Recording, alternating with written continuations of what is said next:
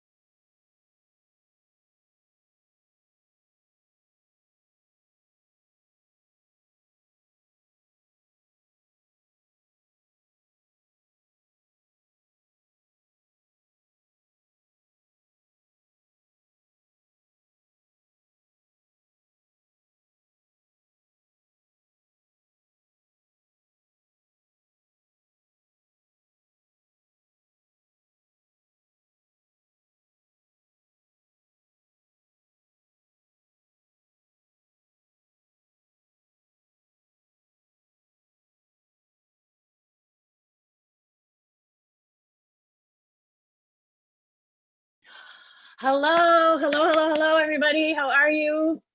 My name is Kennedy. I'm from Carson and Kennedy on Mix 1041, and I am so excited to be here for the 14th annual, but first ever, virtual Walk for Change. So we're all sort of, it's all new territory for us. So stick with us as we go through this. We're going to run through a few announcements. I've got some housekeeping items to keep you situated and settled into this new platform that we have going on here for you. We've got a great program here for you today. We're going to have a 10-minute gentle yoga session for all levels, no matter what your levels are. And you know you've all been sitting around your house and you don't stand up ever. So this will be a good thing for you. So you might want to make a little open space while I'm telling you some of these announcements. So the yoga will be followed by our speaking program. I will host. It will include remarks from BARCC's Executive Director and all-around amazing human being, Gina Scaramella. She will be presenting the Beacon Award. And we will get an inspiring keynote address by none other than the amazing, fantastic, and partner to us, Congresswoman Ayanna Pressley. So then we're going to virtually walk the route together as we debut our first ever virtual Walk for Change video. It will feature messages to survivors that have been submitted by you all. And after that, a really special treat, guys, a conversation with Congresswoman Pressley and Gina, where they're going to answer some of your questions, which is pretty amazing and something we've never been able to do before. So small favors, right? So if you run into any problems during today's virtual chat, just let our moderators, Sky, Maddie, Jen, and Karen know in the Zoom chat, or you can email us at virtualwfc@barc.org. That's virtualwfc@barc.org. So if you have any questions, those are the ways to get it done. And we'll be posting and monitoring the chat function. A lot of you have been chatting already, saying hi to everybody, which I love. So if anything you missed, you can check in there and see if you found it. So if you are looking to hear this program in Spanish, check out the chat box. There is a link to our Spanish speakers Zoom for you. It's just over there in the chat. This walk, of course, is about raising awareness and building community. And we have formed a team of people to help everyone feel as connected as possible during this virtual event. No one should have to be alone today. So if you're participating alone and you want to meet fellow BARC supporters, please add the Walk With Me event to your schedule for this morning. And the link is available also in the chat feature. And once you connect there, there'll be a whole lot of friendly faces to greet you. So you're not going to be alone. Pretty much everything you typically enjoy at the physical walk has been recreated for you here on the site. So we're doing the best. All that's missing is, standing in the cold. So we have several vendors and organization information booths online with us today as well. Our vendors have some awesome items for sale, and as always, are donating a portion of their proceeds back to BARC. So buy early, buy often. I mean, online shopping is the Olympic sport of quarantine. So let's do that. You can find them in the partners tab, and check out Inbound Inc. Check out my girl at Top Shelf Cookies, Sunny Window, and Porter Square Books. Love you guys. And in the fun to do tab, you'll find some favorite activities from Walk Day. You'll find the Clothesline Project, which is so powerful, messages to survivors, and the hashtag pets for prevention, some music videos, a whole lot more. So if you're interested now, God, I'm so stiff from sitting around you guys. If you're interested in participating in yoga, our BARC board member, Lynn Eikenberry, she is about to get started. No experience necessary, guys. Just you want to get yourself moving a little bit this morning. Lynn is going to guide you through a 10-minute session. And then I'll be back. We'll get the program started as soon as you are all good and stretched out. So Lynn, I yield the floor to you. Thank you. Hi, everybody. I'm Lynn Eikenberry, BARC board member and avid supporter. This is Emily Peterson. She is my co-facilitator in the trauma work we do and a yoga teacher. She's going to do some seated yoga as I do the standing sequence. So in case you feel more comfortable sitting, you can still be involved. And as Kennedy said, we've all been sitting, and generally at the BARC walk, it's kind of muddy on the ground at this time of the year. So we'll be doing about 10 minutes of just gentle standing yoga to kind of calm your mind and get your muscles ready for the walk. So come to a standing position, feeling the ground underneath your feet, maybe rocking back and forth just a little bit, bringing your arms down to your sides, feeling energy through your fingertips, and together breathe in, arms up, breathe out, hands to heart. Breathe in, arms up, and out. 2 more like this. Breathe in, out, in, and out. Now bring your arms straight up overhead, and an out breath, turn to one side, bring your arms to a T. And breathe in back to center, and breathe out to the other side, arms at a T. Breathe in, out, in, out, breathe in, and bring arms back to heart center. Now take either leg and take a step forward, any amount that's comfortable. Back leg, front leg are both straight. You feel the weight into your heel and get a stretch on that calf. Hips facing forward, arms by your side. Together, breathe in, arms up. Breathe out, bend knee and elbows. Breathe out. Breathe in, straighten. And out. In. Out. One more like this. In. And out. Option to keep moving or keep that front leg bent and bring your arms overhead. Breathe in. Out. In. Out. Last one, breathe in. And out. Bringing feet back together and switching sides. Step forward your other leg or step back. And arms at your side, together, breathe in. And out, bend elbows and knee. Breathe in. Out.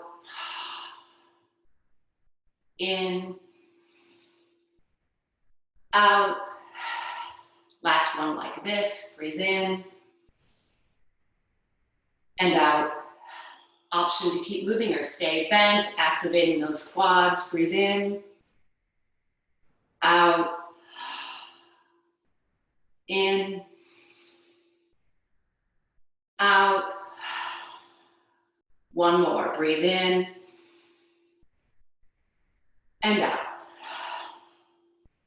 Coming back, feet shoulder width apart.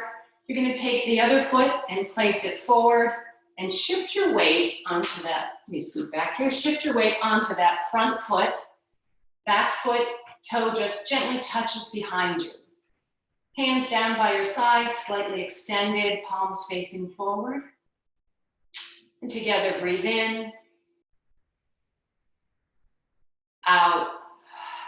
Option to float that back foot for balance. Breathe in. Out. One more. In. And out. Switching sides. Other leg steps forward. Your weight shifts onto that front leg. Toe touches behind you. Together, breathe in. Out. Option to fly. In. Out. One more. In. And out. Bringing your legs together, and I'm going to turn to the side for this. You're going to take your palms and place them on your lower back with your fingertips pointing forward. And we're going to do kind of a standing cat-cow to help that spine open up. And together, breathe in, arch back, chest towards the sky. And breathe out, curl your spine forward. In. Out. In. Out. One more, breathe in. And out. Now coming back to a standing position, take your legs and spread them any distance apart that's comfortable for you. And together, breathe in, arms up. And breathe out, bend at your hips, forward fold any degree. You can keep your knees bent any amount you want. Rest your arms onto your knees and just let your head dangle. Really good for the nervous system on this one. Straightening your legs, you'll get more of a stretch on your hamstrings. And we'll take 3 breaths here. Together, breathe in. Out. In. Out. One more. In. And out.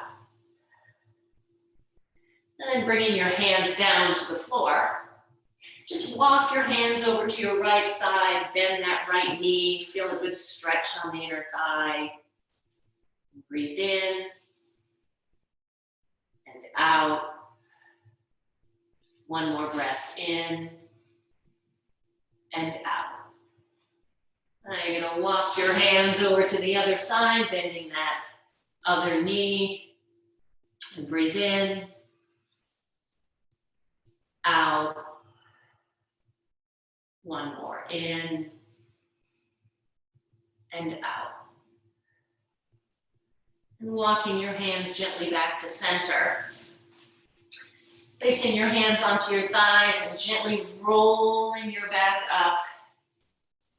And we're going to take a moment with our legs spread like this, arms out to the side in a starfish pose. Literally tells your body that you deserve to take up space and you have confidence in this world. So 2 breaths here. Breathe in, out, in, out. And now from that power pose, bringing your legs together, we'll do one last, super good for warming up on the walk. You're gonna bring your arms up. Kind of sink any degree that you can into, like you're sitting back into a chair. And again, you can use a wall for steady balance, or as Emily's doing, stay in the chair.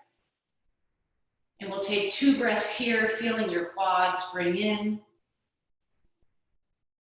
out. Option to add a cross to get extra stretch on that hip. Breathe in, out. Switch sides.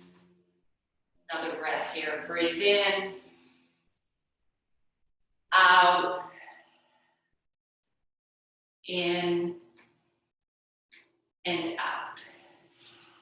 Coming back up, we bring our hands to heart center, feeling the ground once again underneath us. We'll take a final sun breath together. Together, breathe in,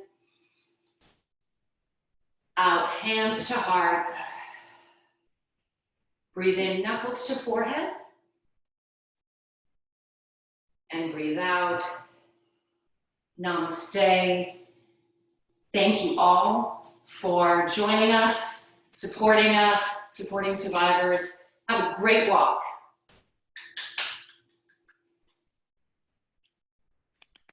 Yay, awesome, thank you. I feel so much better. All right, you guys. Oops.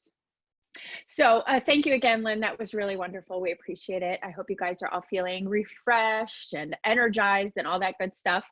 And if you're just joining us, I want to remind you that the chat function is pretty much where you'll find everything that you need. If there's a link that you missed or something that you don't understand, everything that you need is there.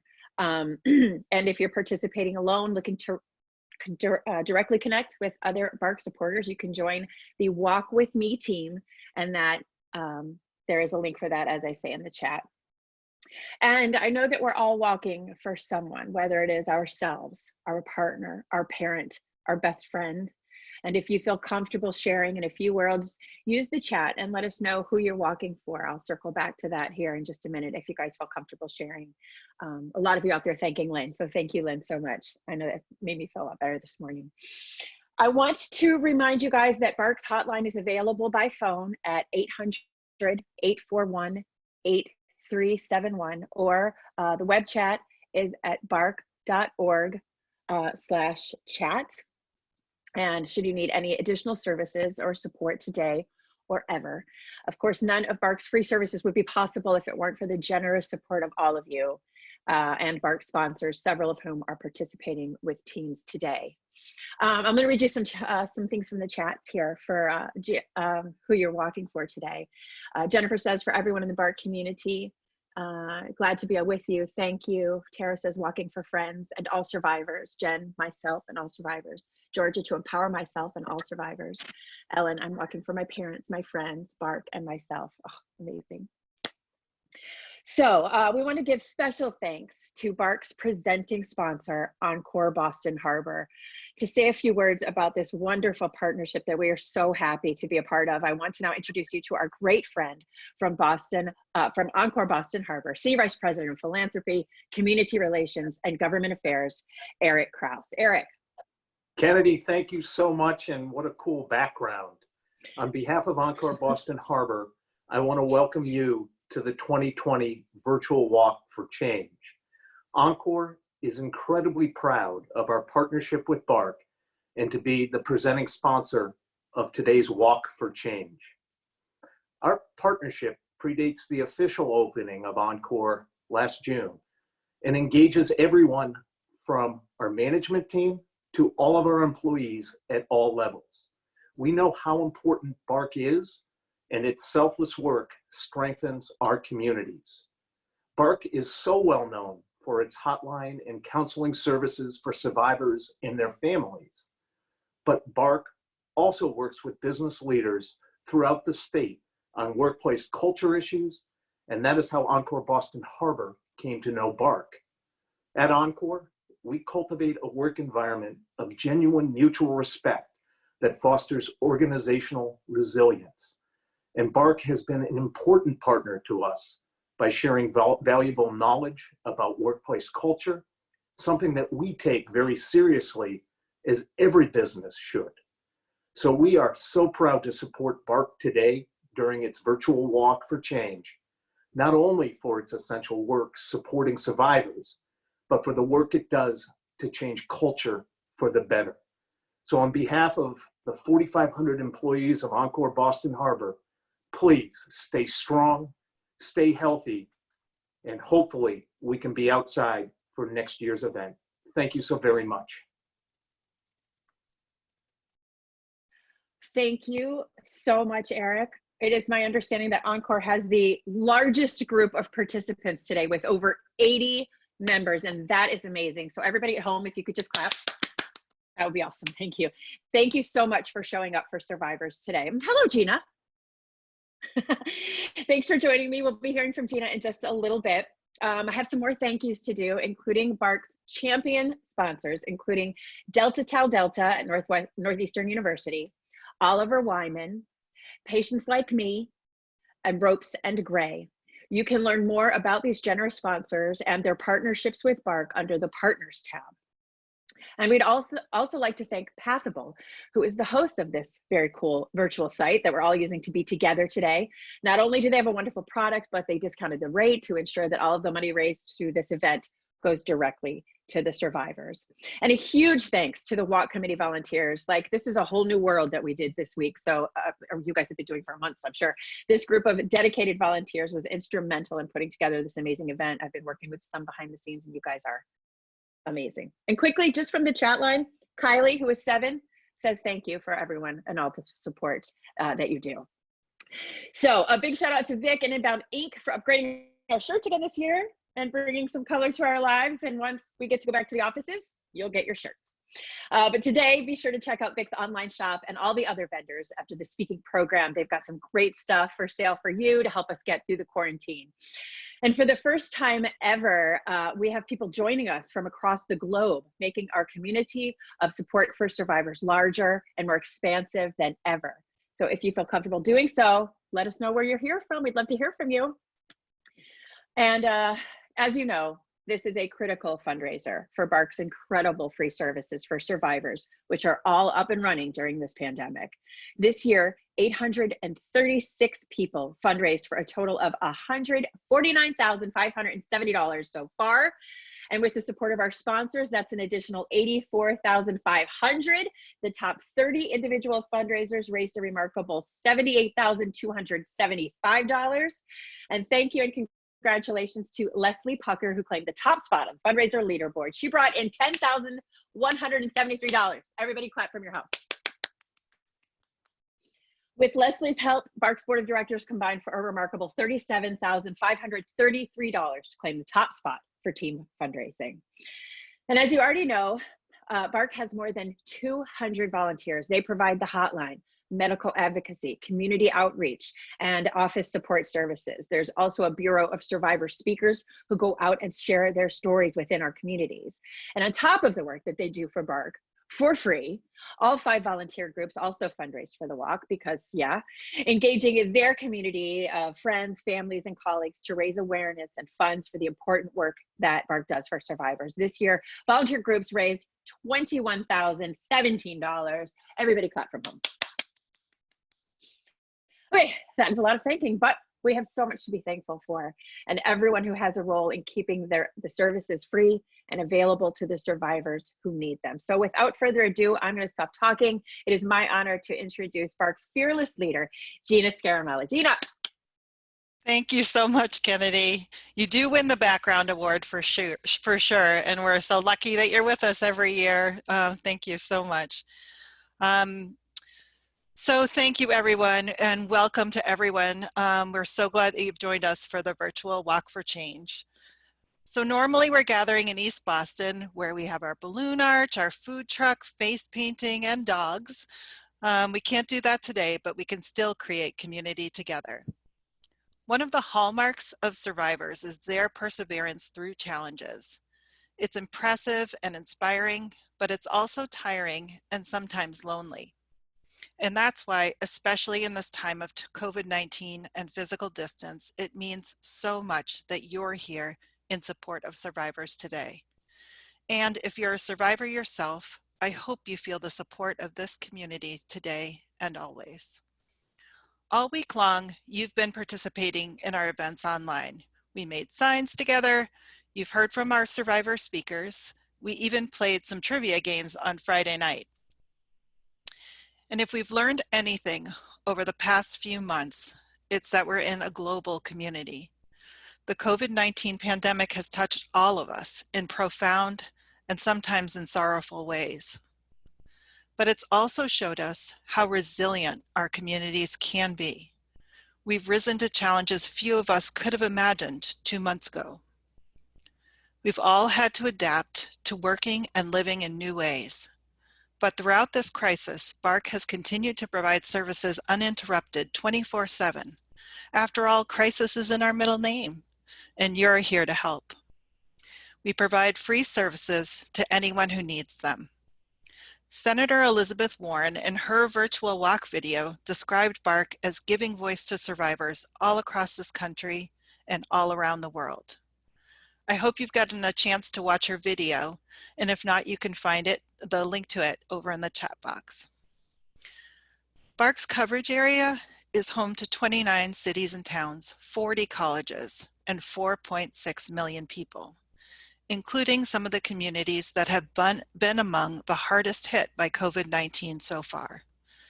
This includes our walk host neighborhood of East Boston, which is home to some of the city's largest and most vibrant communities of immigrants. And that brings me to a special moment in today's program, which is the presentation of our Beacon of Change Award. This award recognizes an individual or an organization that has demonstrated an unwavering commitment to supporting survivors of sexual assault, harassment, and abuse.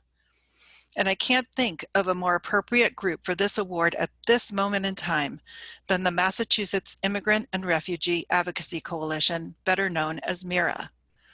BARCC relies on MIRA's vital work, driving policy change and disseminating information on all matters affecting immigrants and refugees at the local, state, and federal level. We couldn't do our work without them.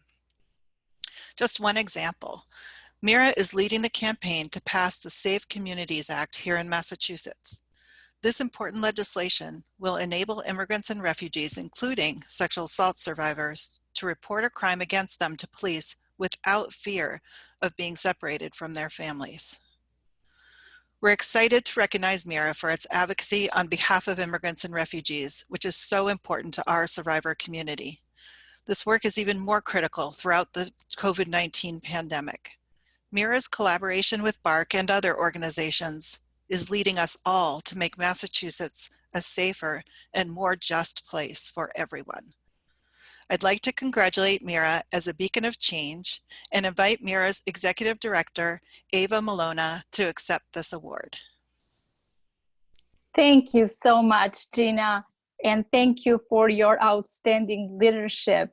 Thank you so much for this recognition. It is truly humbling to receive BARCC's Beacon Award. I am so very, very grateful. BARCC has been a long time member and partner of Mira, a leader in the community, serving the needs of the survivors of sexual violence, including immigrants, by empowering them to change despair into hope. And I commend you for that. As you know, immigrants are particularly vulnerable to abuse, especially when they are undocumented. Multilingual, culturally sensitive advocates can really save their lives. At Mira, we are fighting to ensure that the systems you work within don't discriminate based on where you were born, how you got here, or what language you speak.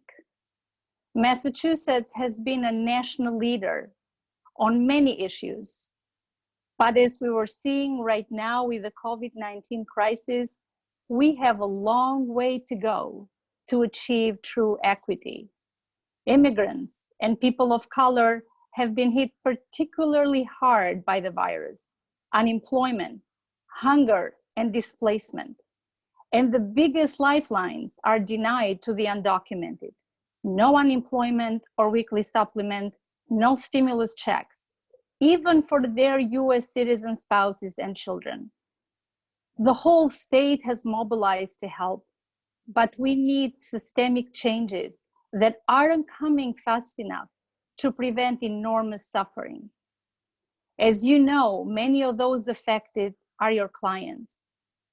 I urge you to join us at the Immigrants' Day on May 7th to advocate for an equitable and inclusive COVID-19 response that protects everyone, especially the most vulnerable.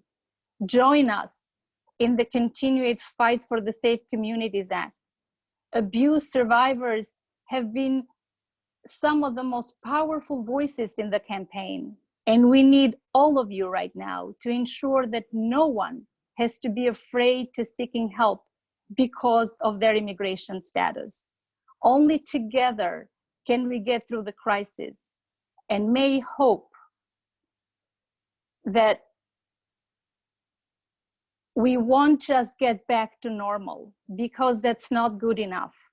Let's seize the moment to build a more compassionate, more inclusive, more just Massachusetts. I look forward to working with all of you. Thank you so very much for this great honor, and to the supporters of BARCC and everyone on this call, please support BARCC. They are amazing, they are incredible, and they need them. Thank you so very much. Thank you, Ava. Thank you to you and to all of your team members at Mira. We really couldn't do our work without you. So now I have the distinct honor of introducing a woman who, especially for the BARCC community, needs no introduction. Our survivor sister and Wonder Woman legislator, Congresswoman Ayanna Pressley. Thank you. Can everyone hear me?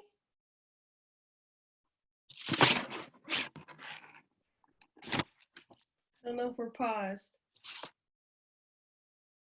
Hello? We can hear you. Okay, great. Yes, you're doing great. Okay, great.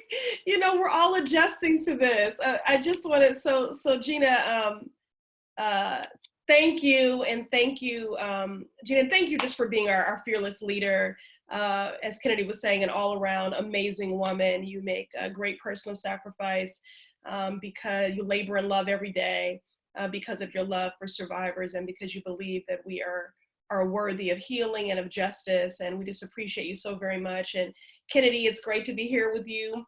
Again, this is, I think I've been here a decade strong doing this walk, and I look forward to it every year, and we're just grateful for your lending your talents to this every year. And I want to just thank the entire BARCC team, especially, can we just give a shout out to Tech and do some applause virtually for making this happen today, to the staff, to the volunteers, to the folks that work the hotline, who give folks peace of mind and are a lifeline at a moment of great vulnerability. I just appreciate you all so very much.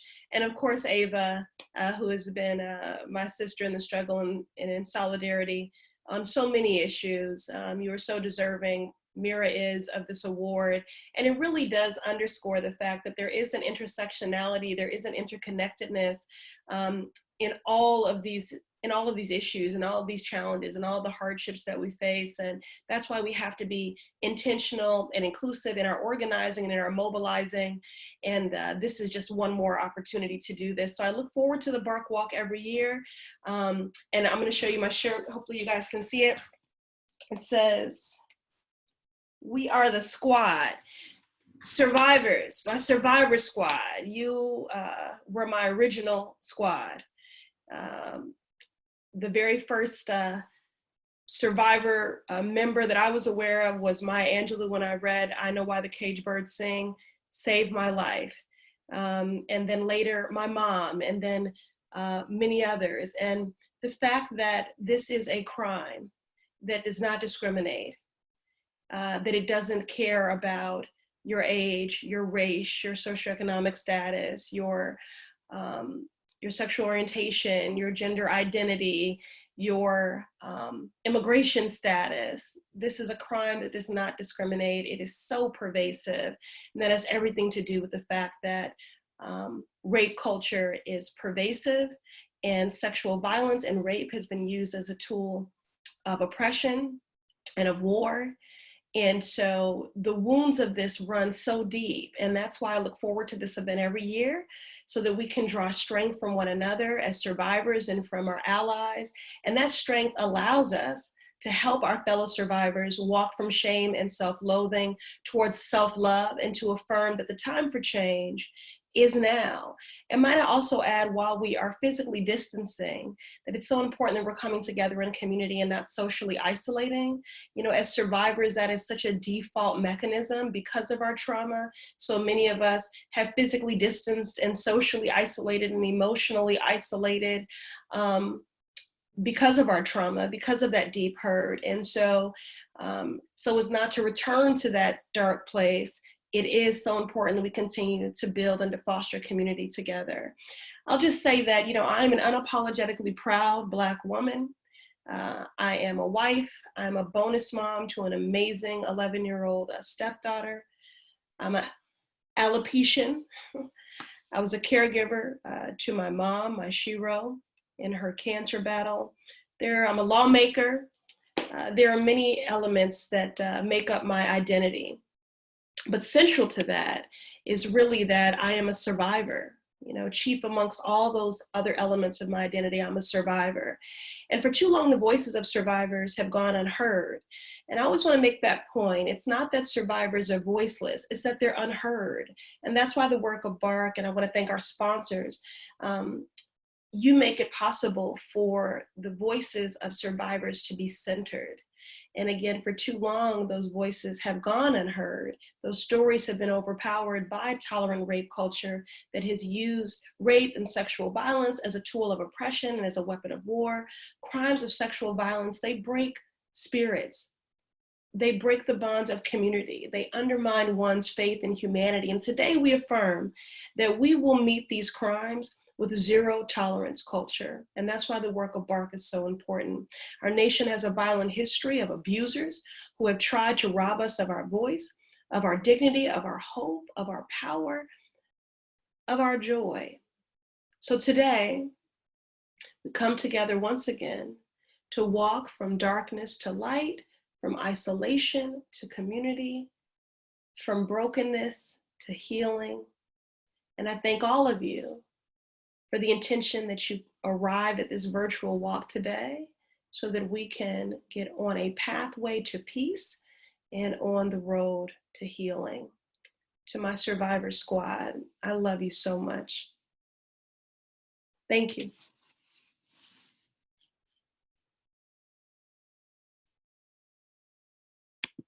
You ready to count it down?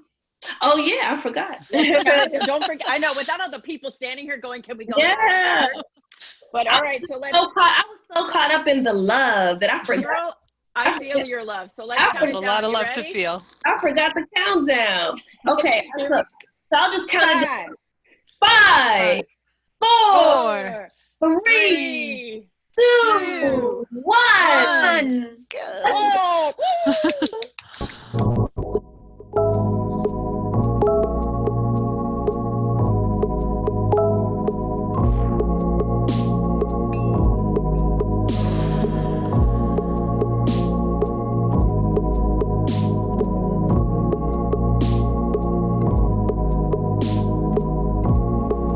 We support You. We Walk. with You.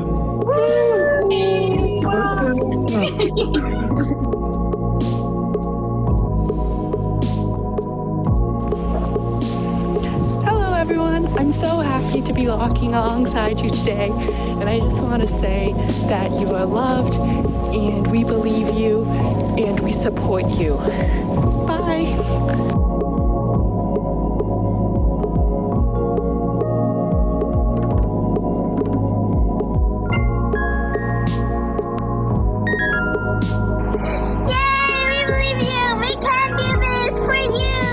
We're walking for change. We believe you, survivors.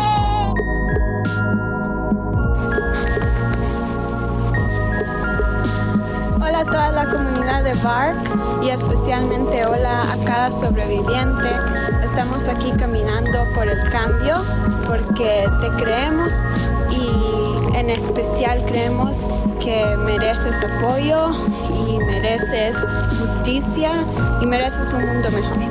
Entonces aquí estamos siempre apoyándote, caminando por ti y cualquier cosa que necesites estamos aquí por ti. Chao.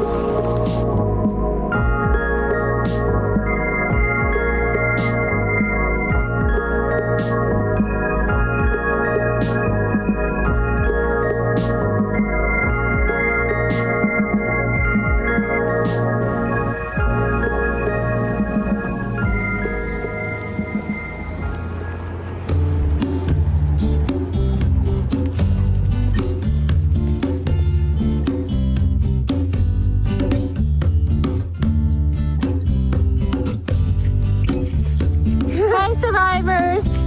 We believe you. You're not alone. We're walking for you and to end sexual violence.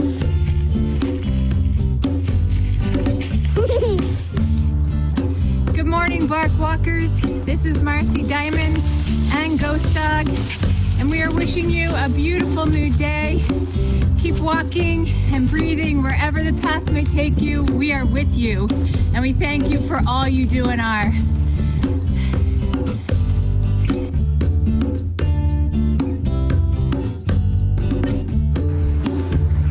Hi everyone, I'm walking for change in Milton, Massachusetts. To all of the survivors, keep stepping, keep pressing forward. To all of the supporters, thank you for your support. Together we're making a change. God bless. Bye.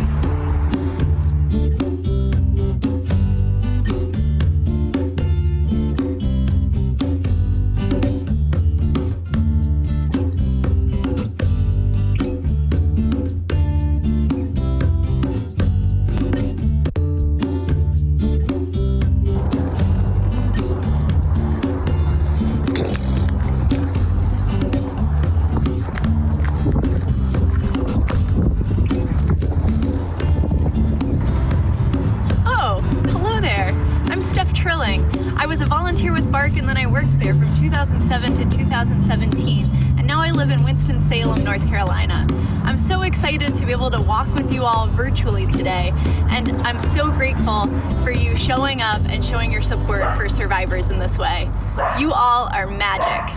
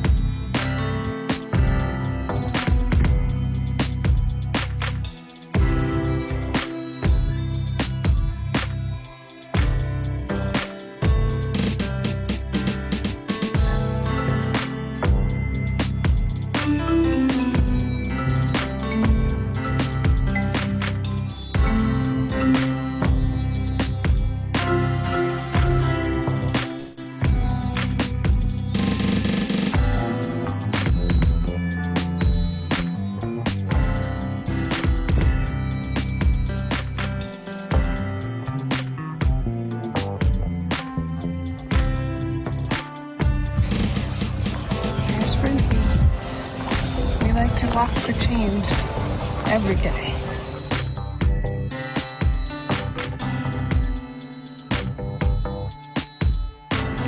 We're walking our dog for Boston Area Rape Crisis Center. Is that me? Hi, I'm Stephanie. I'm here to cheer you on.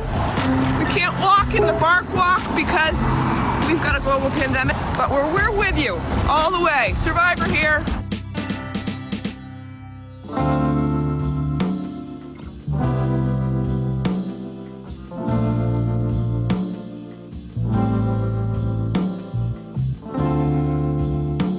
Gracias por caminar con nosotros.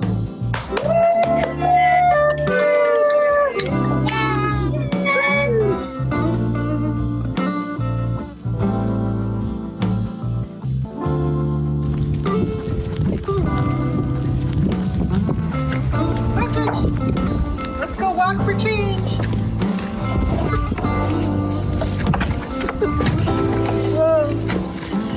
Yay!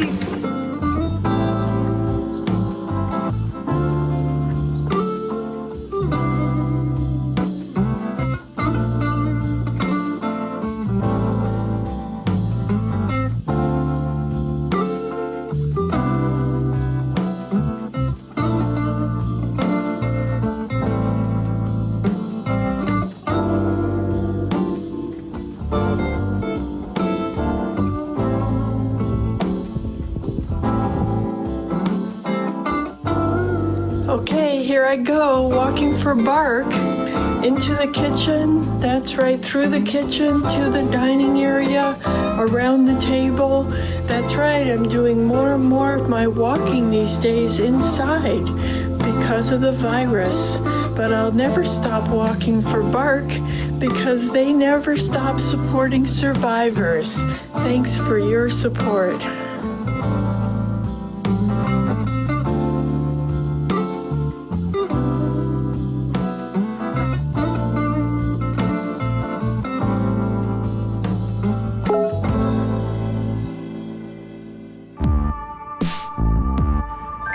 I'm on the BARCC Virtual Walk 2020, and even though I can't see you next to me, I know there are thousands of us walking together because we want to support survivors and prevent sexual violence.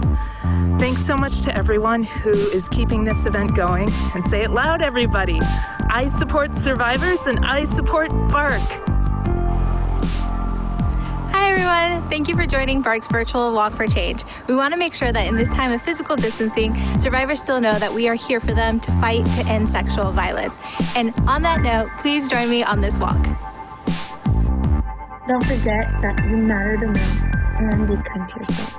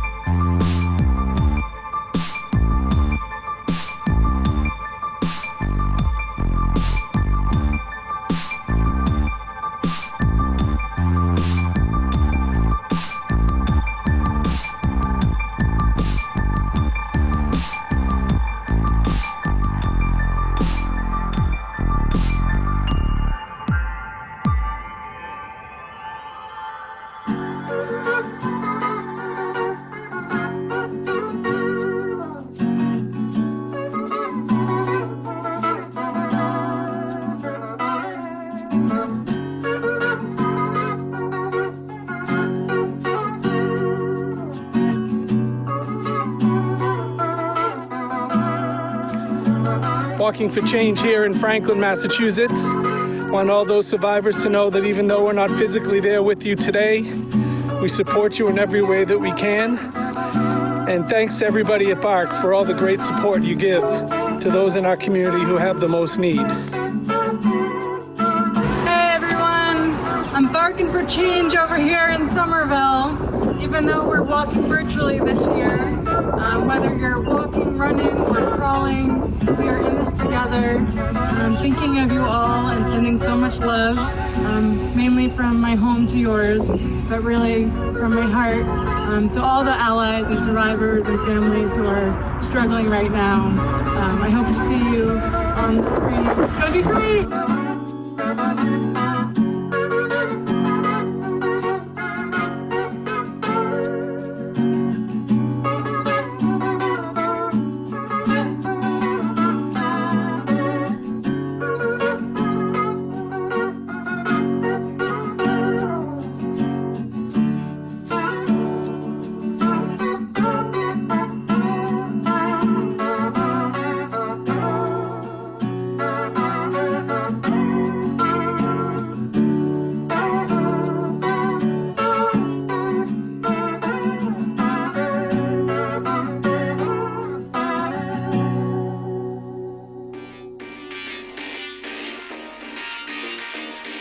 Stormy and I are super excited to be walking for change with the BARCC hotline team this year more than ever.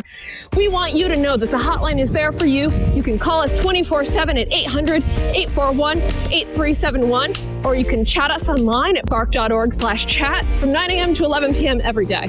The physical distance can't stop us from connecting with and supporting our community. We're sending love out to all survivors and everyone in their lives. We hope you guys have a great walk. Hi, I'm Representative Adrian Madro with my amazing wife, Ariel. While we're disappointed that we can't be together with you this year in East Boston for the Walk for Change, we want you to know that you are not alone during this time of physical distancing. BARCC is here for you whenever you need support. We look forward to seeing you back at Constitution Beach for the walk in 2021. In the meantime, be well. Stay safe. Hi everyone, I am out here walking with you all today on this beautiful day. Remember that you are loved, you are so strong, and you are worth self-care, taking care of yourself, and deserving of a change. Bye guys. Hi everyone, it's Ashley. I am with the BU Sexual Assault Response and Prevention Center, and I'm the Prevention Program Administrator there. I'm also a former BARCC staff member and intern and all-around supporter of the work that BARCC does. And I just wanted to give a quick shout out to everyone who's working at BARCC and all the folks who have supported the Walk for Change. And I'm so happy that you all continue to do this walk even in these really challenging times. So great job, and keep doing the great work that you all do out here with supporting survivors.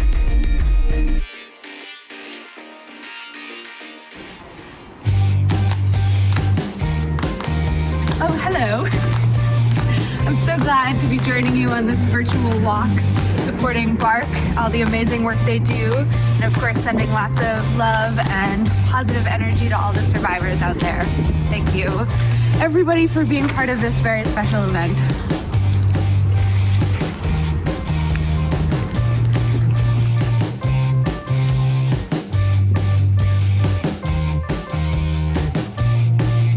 Hey guys, it's Kennedy from Mix 1041, and I know these difficult times are tough, but I want you to know that you're not alone.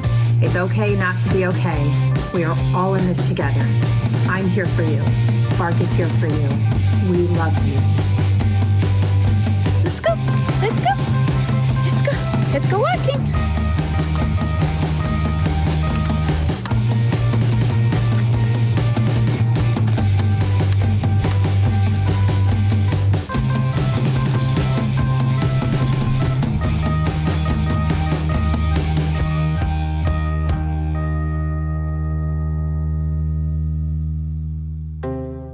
Hello, Boston Area Rape Crisis Center.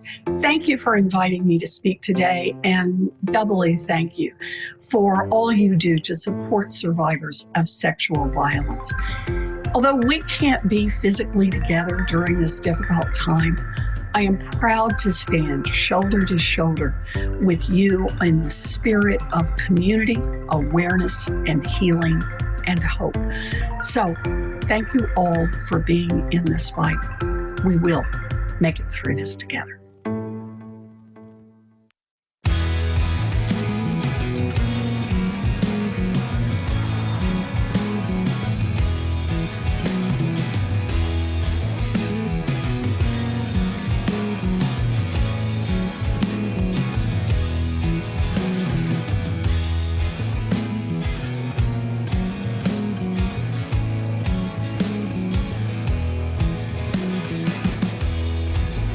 Survivor Leadership Collective stands with survivors every day. Even though we can't walk together today, we walk in solidarity with you. Know that you aren't alone. Hi, survivors. Thank you so much for walking for change today, even though we had to do it virtually. Every step counts and every kind of step counts. I know things are hard right now, but we're strong and we can get through this together. I hope I see you in person next year. We support you, we believe you, and we believe in you.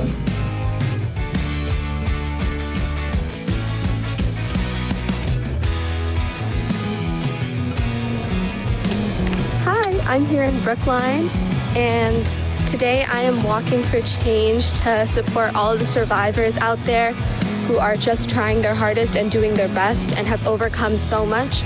And I want you to know that all of us here at BARCC, we support you so much, and we're always here for you if you ever need anything at all. Hola para nuestra comunidad. Muchísimas gracias por todo ustedes hicieron para nuestra comunidad. Muchísimas gracias por su apoyo y sabemos que este año es bien diferente por tener una caminata virtual. Por eso, muchísimas gracias por apoyarnos, por todos nuestros sobrevivientes, empleados y gente que están haciendo trabajo voluntario. Muchísimas gracias y buenas tardes.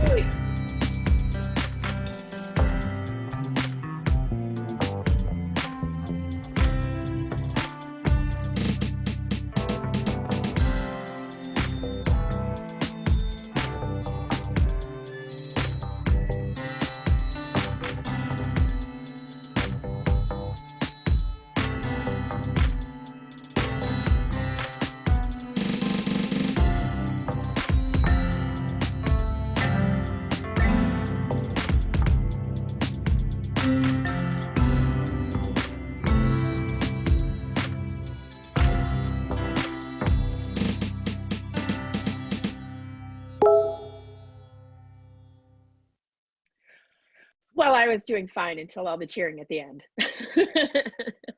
And then that was it for me. Wow, that was an incredible, incredible video. Thank you so much to everyone who took the time to submit their video messages. If you submitted a message, but maybe you didn't see it here, the complete Messages Survivors video is under the Fun to Do tab. And now, exclusively for all of you BARC Walk participants, we have the incredible opportunity to have a live discussion with Congresswoman Ayanna Pressley and BARC's Executive Director, Gina Scaramella. Casey Corcoran from BARC's Community Outreach Awareness and Prevention team will be monitoring all this for us. So Casey, the floor is yours. Thank you so much, Kennedy. And I was doing the exact same thing. I'm thinking, I got to talk in a minute. I got to, blotting my eyes. I'm like, ooh. All right, I pull it together.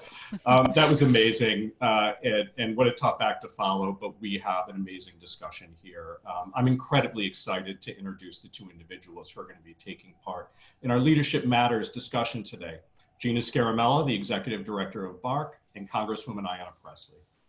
These are two people who've taken incredible leadership around the work to support survivors and to end sexual violence. They've proven again and again that leadership does matter. Over the last 2 days, we received lots of excellent questions from our walk community online and via email. Thank you. With the limited time we have, we've selected to focus on 3 key areas of interest based on the questions we received. Those were COVID-19, prevention work, and hope for the future.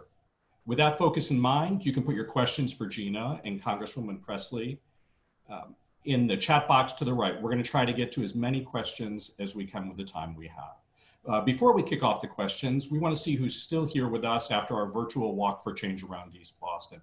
We also want you to answer the following poll question. How many years have you participated in the Walk for Change? That poll should have popped up for you. Give it a click, and then we're going to see what the answers are.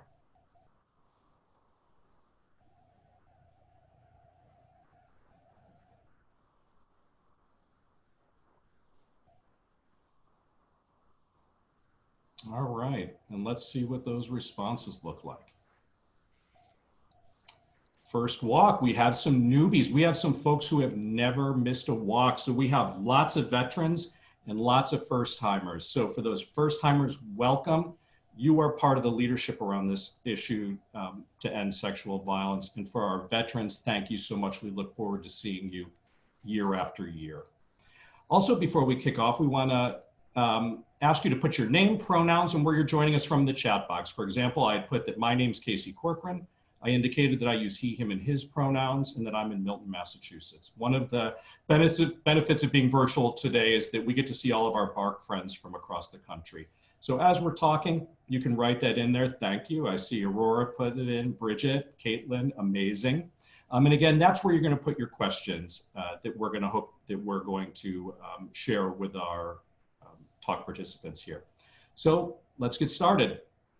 I want to start off by asking both you, Congresswoman Pressley and Gina, about something that's currently affecting all of us. And that's, how has the current COVID-19 crisis impacted the ability to provide services and advocate for survivors? And Gina, I'd love to start off with you. Sure, thank you. Well, from the perspective of the COVID-19 crisis, I'm so proud that we've been able to continue to provide services 24/7, from the hotline to policy advocacy work. We've continued to do that, and so I'm so proud that our volunteers and staff have continued to be able to be here.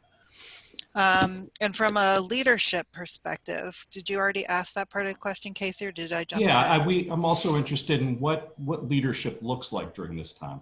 Yeah. So I think that we know that as Ava talked about and Ayanna talked about, that COVID-19 isn't affecting all people equally. And so we are aware that leadership right now is about ensuring that all survivors have what they need, access to resources and help. And I'm again very, very proud that BARC has been able to be here.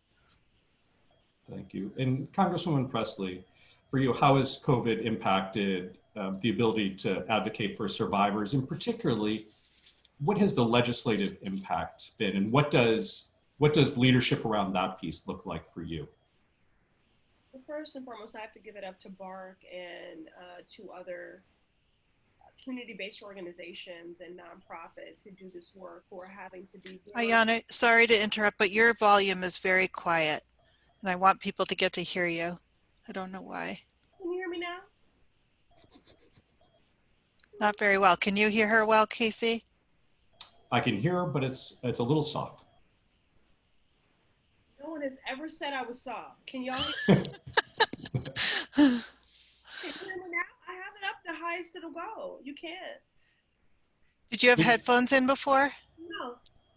I think we can hear you well enough for now. Okay, I will project. Okay, does that help? Okay. So anyway, organizations like BARCC and community-based organizations, nonprofit to serve survivors are having to be really innovative and nimble to meet the needs of survivors. And also just bear in mind that the Massachusetts 7th, which I represent, is one of the most diverse and unequal districts in our country.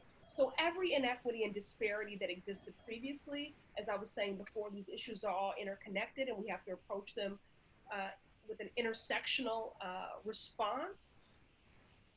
Survivors are not only in need of the services to get well or to seek justice, but they're also dealing with a crisis within a crisis. Perhaps they've been laid off, or their housing is vulnerable, and now they're also dealing with food insecurity or lack of access to childcare. And again, these issues existed before, but now it's a crisis within a crisis. These inequities and disparities that already existed are being worsened in this moment. And then because of the stay-at-home order, which is necessary in order for us to flatten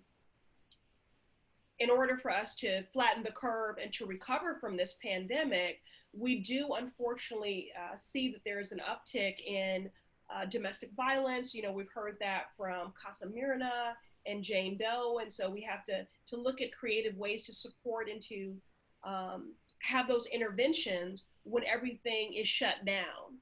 So I would say those are some of the challenges. And then in terms of what the legislative response has been, Congress has passed 3 relief bills focused on unemployment insurance and then healthcare infrastructure and response. The 4th package, what I'm going to be fighting for is that this is a package that puts the people first. So we need reoccurring payments. A one-time cash infusion of $1,200 to $2,400 is not enough. Only Secretary Mnuchin, I know this is a nonpartisan, but I got to call it like I see it. Only Secretary Mnuchin of the Treasury thinks that anyone can live for 10 weeks off of $1,200. That's $17 a day. And we're not even talking about just, again, impact on family and things like that. So what I want to see and what I'll be fighting for is just a rent cancellation, student debt cancellation, mortgage cancellation. We have to alleviate as many bills as possible, give people as much relief as possible, reoccurring payments, more support for our community health centers, which also supports our survivors, dedicated funds for more for our small businesses, our minority small businesses, just some of the top lines. But I'll just in here, Casey, and thank you for being a part of this and lending your talents, and just say that to Ava's point about we don't want to return to a normal. So when people say, I can't wait till this is over and we can get back to normal, that normal was already inadequate and was already insufficient. So this is an opportunity for a paradigm shift, right? If we already had universal health care, if we already had universal paid family leave, universal sick leave, universal child care, I mean, think about how we would be weathering this pandemic. We would be doing it much more effectively, and there would be a lot less hurt. So these are the fights that we've all been fighting and that we have to continue to fight in the midst of this and after it. But it's an opportunity for a paradigm shift and a reset. And it's also important why we need to continue to amplify the voices of survivors, because we need to hear from those closest to the pain to make sure we're meeting the scale and the scope of this pandemic and their hurt in this moment. Thank you so much. And I hope you get a chance to look at some of the comments. We have lots of yes, yes, yes to everything, lots of exclamation points flying around, and a deep appreciation for your leadership at the federal level and for advocating for local resources and services. So thank you. Gina, I want to follow up with you a little bit. Congresswoman Presley talked about the impact that COVID-19 has had on local agencies and how it's increased disparities that are already there and created additional challenges. What's been the hardest decision that you've had to make during this pandemic as an executive director of an organization that's providing essential services for survivors? Yeah, there have been a lot of challenging decisions along the way, obviously, but for me, I think the hardest decision involved pulling our advocacy team out of the hospitals.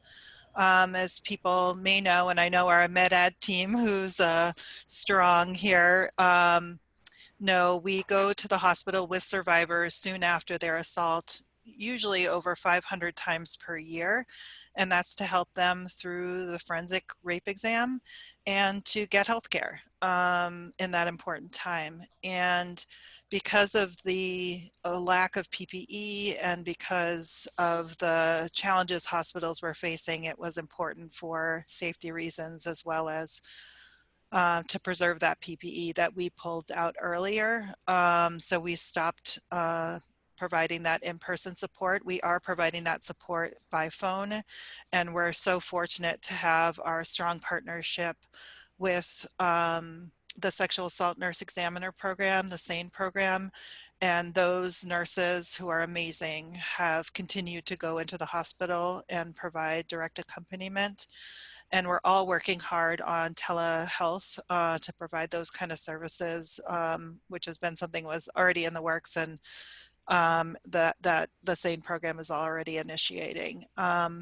So it's not ideal, but we have provided support to survivors over the phone through that exam. And again, we're just so appreciative for the SANE program and the work they're doing, continuing to go into the hospitals. Thank you so much, Gina. Our next question is from Katia Santiago-Taylor, BARCC's Advocacy and Legislative Affairs Manager, and it's for you, Congresswoman Presley. So I'd like to invite Katia. Hi, thank you so much and welcome. It's always so empowering to listen to you. So my question is, I was born and raised in Puerto Rico, and I first came to the field of domestic and sexual violence because I wanted to help Spanish speakers after personally struggling with language access. After several years, I realized that if I really wanted to make a change for the Latin community, I needed to have a seat at the table. So I slowly moved up in different roles. You have an important seat at the table. How does it feel? How you bring yourself and your authentic self to the table and represent many of us? Thank you, Katia. Thank you for your work, and I appreciate the question very much. You know, I don't. The main thing is that I'm physically at the table, but I believe that I am bringing many with me. You know, that's one of my favorite quotes from Maya Angelou, who said, you know, I come as one, I stand as thousands. And that's really what makes it easier for me to take up space, because it's so much bigger than my physical space and my congressional seat. You know, this is the people's seat, and I'm humbled and honored that I earned their trust and their confidence and their partnership and their votes, and I hope that I keep that, you know, always. But that's how I do that, and I have to be authentic and unapologetic, demonstrate a strength of conviction, because people are relying upon me, right? And so I want to keep my word, because there's such a deficit of trust and faith in our institutions and the people that are in the corridors of power. And so how do I do what it is that I do? I do it because the needs of the people and the will of the people compel me and obligate me to do so.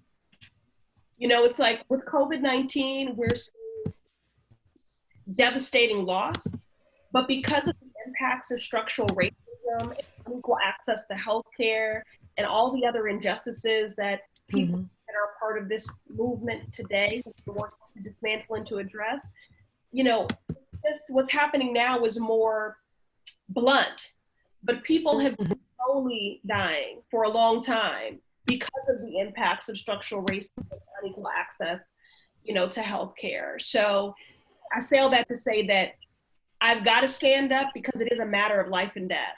That's not metaphorical, that's literal. And that's always been It's just now it seems more acute. Thank you so much. Thank you so much. And thank you for the question, Katya, as well. The next question is for both of you. While we still have a long way to go, we've seen amazing progress in the field over the past few years, from the awareness raising of the Me Too movement, with all the survivors, strong survivors coming forward to share their stories, to young people on campuses across the country demanding change. What do each of you see as the next important step in this work at both the national and local levels? And Gina, we'll start off with you. Well, I think you're right that so many really important policies and practices were put in during the time that the campus sexual violence movement was so in the news, and then with Me Too, again, so many important policies and practices put into place. And I guess what we want is to make sure that they continue to be fully and equitably implemented, and that we don't have some slide back.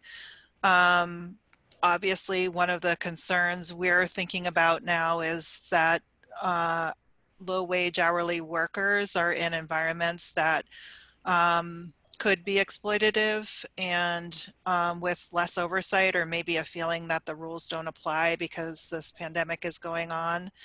And so I think it's really important that we not go back on the gains, and as Ayana was saying, that the new normal is a better place, not going back to where we were.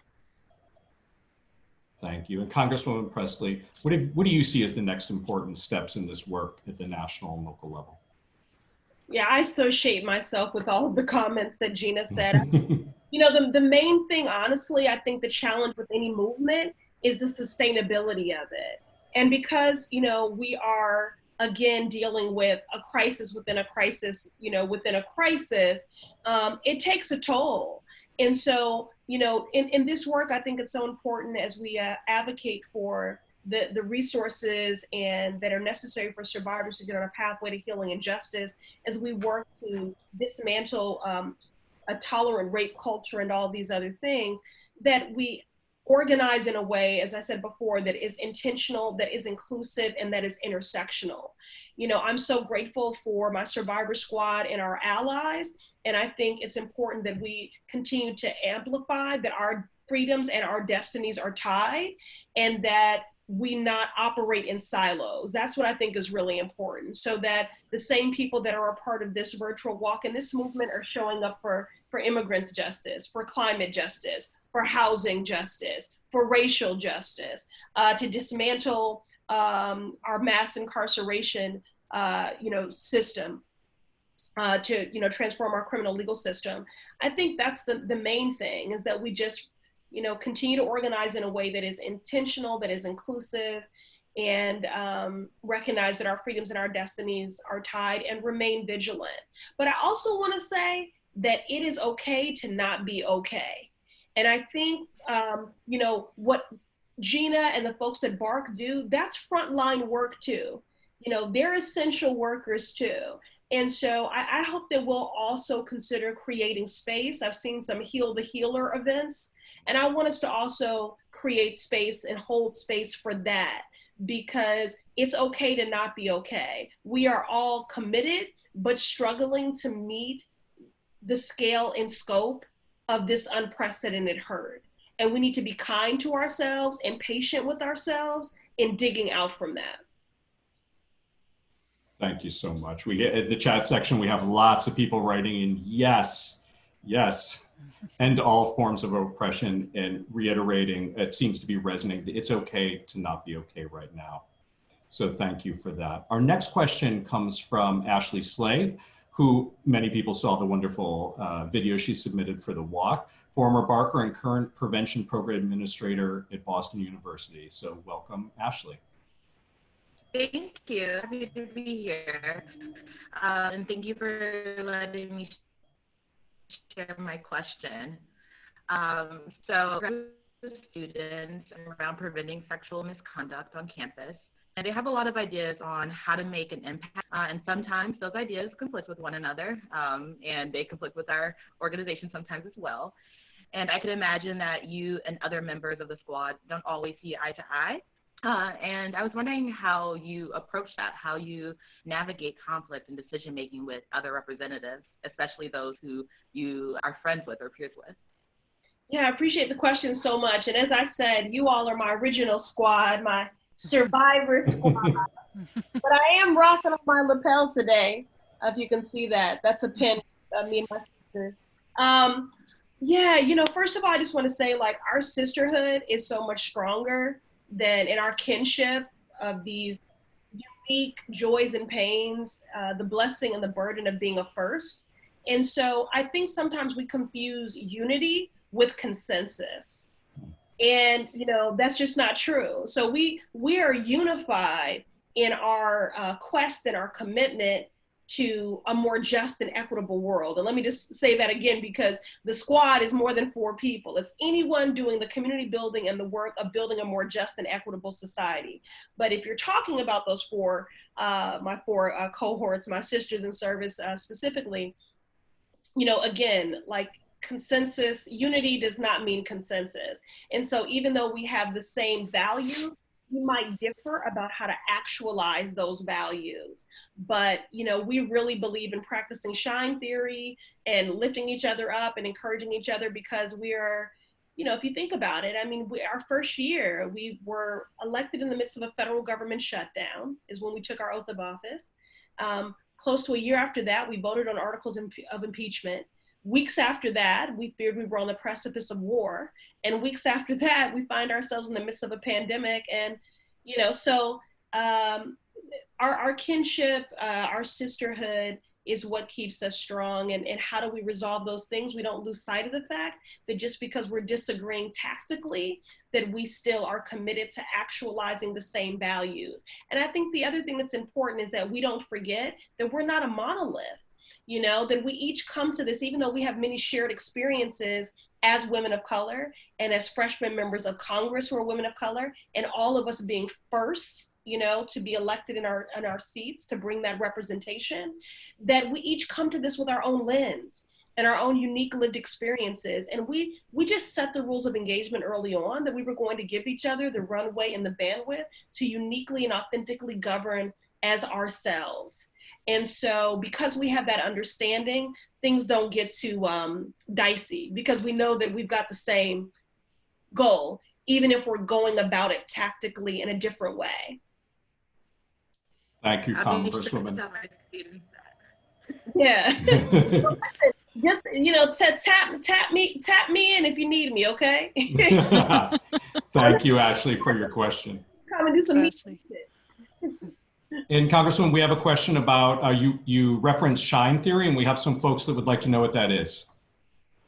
Yeah, well, thanks. Someone just put it up. So shine theory is a practice of mutual investment with the simple premise that I don't shine if you don't shine. It's a term coined by, I always say her name wrong, but Amina Tao Sal, to describe a commitment to collaborating with rather than competing against each other, especially other women. And so that's something that we made a commitment to practice early on. And it's not just with the 4 of us, it's, you know, with all of our colleagues, especially our women colleagues, because there are unfair comparisons that we deal with that our male counterparts often don't, that we have seen try to sort of pit one against the other. And this is the table of democracy is long, and we can all take a seat and do it in our own unique way. There's not one conventional narrative how to lead or how to be a woman leading. And so I think the practice of shine theory really does recognize that, if you do it right. Thank you so much for that. The next question comes from our chat, and this one goes to Gina. And that's, how can BARCC build on the virtual growth this past month if this continues for many more months? Mm-hmm. Well, I do have to say I'm so proud of our team, because they really have been thinking about that. And we know that some of the things we can do virtually actually increase access to our services. So our clinical team, for example, did all the background work we would need to do legally in order to provide, and I'm really sorry about Ginger Snap, folks. Somebody just rang our doorbell several times. So Okay, she's getting chased around the room. Go, Ann. Oh goodness, where was I? Oh, I know, counseling. So they did this work to make sure that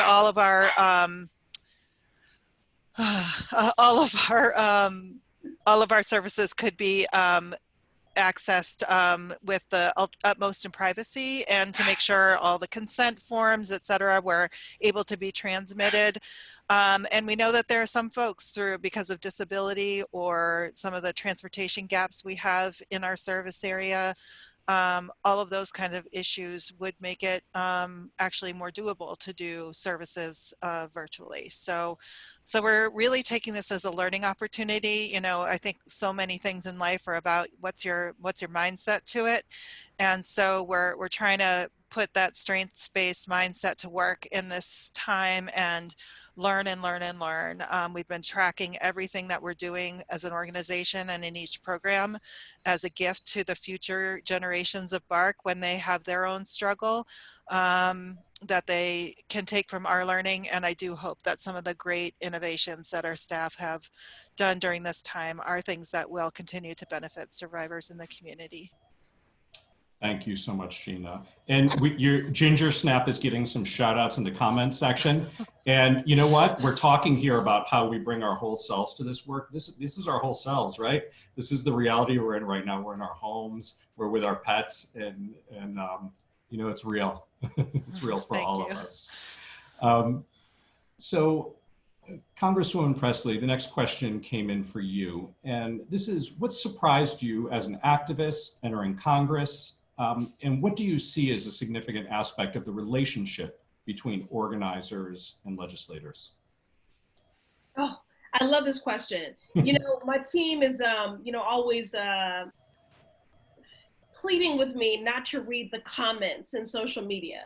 But, you know, recently I was in the comments and someone was saying how we need more legislators in Washington and fewer activists. They were lamenting some of the unapologetic voices that have emerged in our freshman class. And I just couldn't disagree with that more. You need both. We all have to be bold activist leaders in this moment. And so it's not or, it's and. We need to be both lawmakers and we need to be activists. And being activists, to me, is about extending a hand of partnership and understanding that we are only as strong as the will of the people.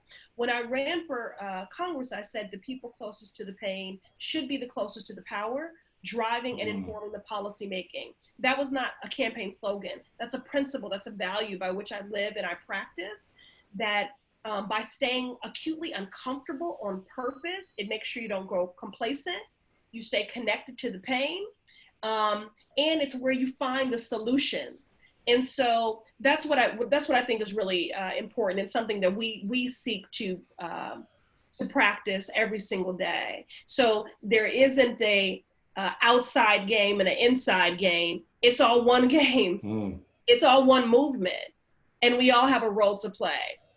What has surprised me, I mean, I'm new to Congress, but not governing. You know, I was in the city council 8 years. I was an aide on the federal level for 16 years.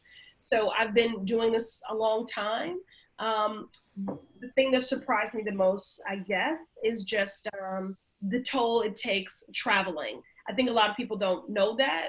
So I'm in Washington Monday through Friday, away from my cat and I shouldn't have named her first, but my husband. Real talk, right? It's real talk. From my husband, our daughter, and our cat, Sojourner Truth Presley Harris. Shout out to Sojo, who's scratching at the door right now. We're all having to learn how to work from home and deal with these distractions, right? But yeah, so I mean, I underestimated just how hard that would be. Is just being away from my family. So I'm in Washington 5 days a week. I come back on weekends, and then I have to be out in the district and be present, close to the family, close to community. And so that's been something that was hard, and not enough hours in the day. You know, you can't do good work if you're not in good relationship.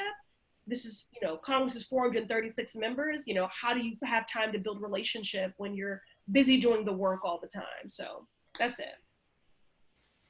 And thank you, Congresswoman Presley. And we had a number of supportive comments, as well as people are looking for your squad pin as Oh. well. A lot of yes, and where can I get the squad pin? Yeah, I'll tell them. So I believe Jen has put a link in there. So amazing, thank you. I wanna give one more question here, and I'd like to end our discussion on a hopeful note. Of course, this is part of a long discussion we're having as a community, right? This isn't the end. We've made so much progress in this work, and it's important to acknowledge that. As a final question, I want to ask both of you, what's the thing you're hopeful about in the coming year, especially thinking about how you've both said the new normal, we need to make the new normal better than what we currently have.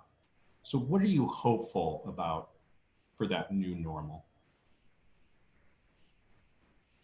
You want me to go first? Gina, if you could go first, that would be great. Thank you.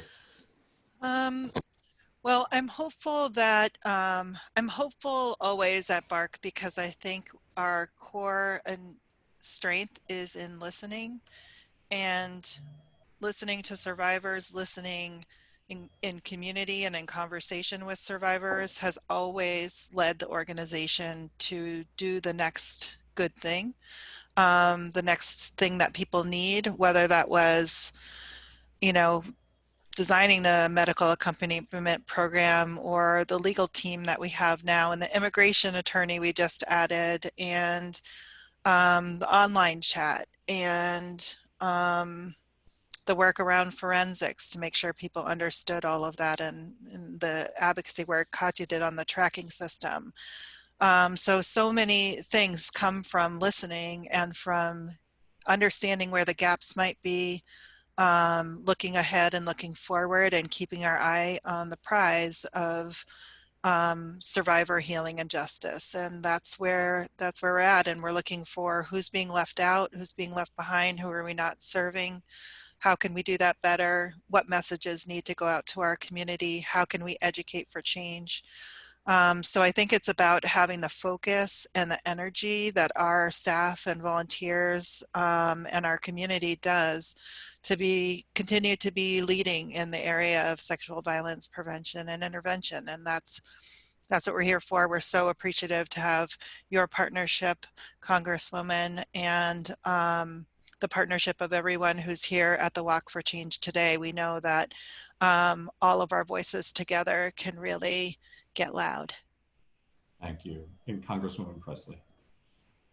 Yeah, I echo those sentiments. You know, we've spoken throughout this Q&A about the opportunity to reset and paradigm shift and how we do the work to be more inclusive, to be more effective in it, to find new ways to actively listen. And this has forced people to do that.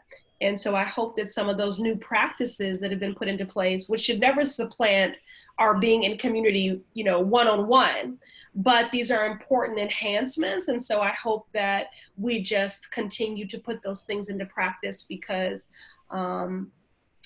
despite the fact that we're physically distancing, we have found creative ways to remain in community and not to socially isolate. And I mean, I've been on Zoom meetings where people are doing, you know, do we have that on here today? ASL. We do. We do. And well, can we just give it up to Signer, please, for today? Thank you so much. They're incredible. I don't, you know, I'm always, you know, meandering and they keep up with me every year. So I appreciate it. But anyway, so I just hope that those innovative practices in community building and organizing and mobilizing and in being more inclusive and even more accessible, that we continue to put those things into practice. So well, that's my hope. And that we don't, in the midst of the other crises that we'll be recovering from, that we lose sight of this work. You know, because as I was saying, you know, everyone's going to be dealing with everything, their job, food insecurity, housing insecurity, but we have to, you know, continue to center the voices of survivors and the work of their healing and their justice, and to not lose sight of that. So that's my hope. Well, Gina and Congresswoman Presley, thank you so much. This has been a great discussion. I know I'm personally honored to be part of it. Every single person who's here, who supported BARCC, is part of this movement to end sexual violence. And everybody that's online and part of this walk, your leadership matters as well. Now I'm going to ask Kennedy to send us off. Thank you. Okay, great. Thank you guys so much. That was so interesting to listen to. And thank you again, Congresswoman Presley, for taking the extra time to stick around and speak with us and share your wisdom. I think we're so lucky to have you in our lives. And regarding your shine theory, to put it in a term maybe we can more easily digest, a woman by the name of Lizzo once said, if I'm shining, everybody's gonna shine. Right? So thank you so much. Thank you. And thank you everyone for joining us today. We hope you enjoyed this first ever virtual walk for change. We had some hiccups, but it's all good. The formal program is now a wrap, but you can still poke around the website and check out all of the activities and videos under the Fun to Do tab, and be sure to shop the vendors and visit our partner organizations under the Partners tab. Everything you get from them today, portions will come to BARCC.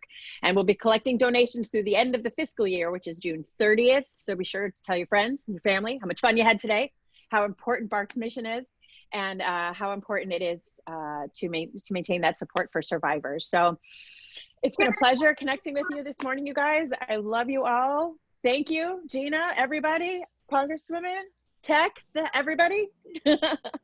We love you. Thank you so much. Thank you. Thank you. Thank you, Ayana. Thank you, Kennedy. Thank you. Great job, guys. Love you. Love you too. Whew. We did it.